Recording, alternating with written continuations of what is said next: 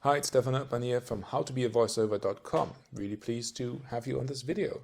Now, I know that you're interested in getting into voiceovers or becoming a voiceover, or maybe you already are a voiceover and you're looking to increase your ability to do really good voiceovers, I guess. So I want to give you a really cool tip. And when I got this first, I couldn't believe it would actually work, but it totally did. And actually it helped me in many ways, just also apart from voiceovers. Whenever I use this, it does make me feel more alive, and my voice just becomes magically alive.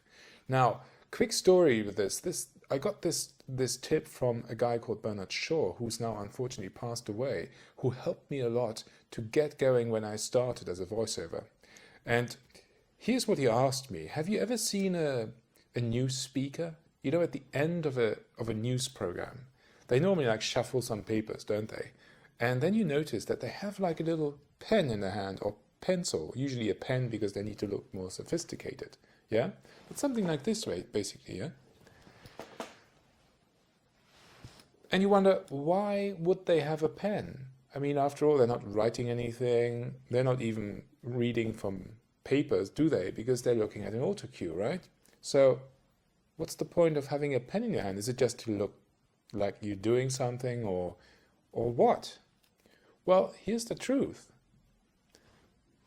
When you have this pen in your hand and you move it about a bit while you're speaking, even while I'm doing it right now, I noticed it already straight away, I mean all the way through this video, what happens is if you move it up, your voice wants to go up, and if you move it down, your voice wants to go down. So it is, funnily enough, in a weird kind of way, it really gives your voice a lot more intonation patterns, and it makes your voice go far more, it makes your voice go in far more interesting patterns, basically, and it really livens up your voice so that all of a sudden you sound far more engaged and engaging with that, okay? Now, one of the most crucial things as a voiceover is to have an engaging voice and to engage the listener purely through your voice, because there's no facial expressions, there's no other effects there. It's just purely your voice, and it needs to engage people. Now, there's something psychologically connected with your hand and with your voice. And I don't know the background of this, but the truth is, when you have a pen in your hand in the voiceover studio, your voice will become more expressive instinctively. Okay? So, for example, if you had a nature description, you could even point at things that you're talking about. And that's another essential tip.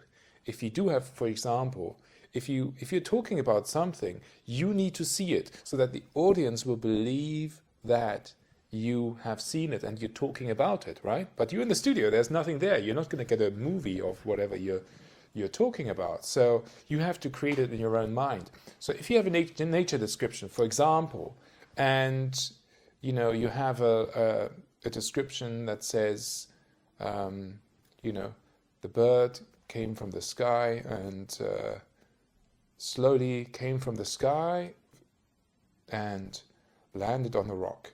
Yeah, if you had that. Now, if you really want to make that sound like you're seeing it right now, you can go like this. The bird came from the sky and landed on a rock. And so you're pointing at it while you're doing it, yeah, in your own mind. And funnily enough, it becomes real. You totally get engrossed in what you're talking about when you actually point at it. Yeah? Does this make sense?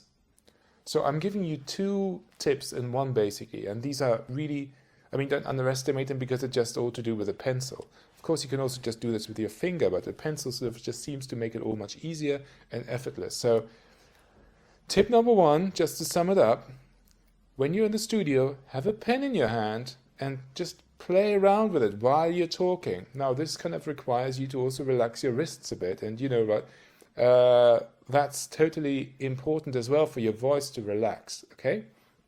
But use it. Use the pen. Use your hand when you're speaking, okay?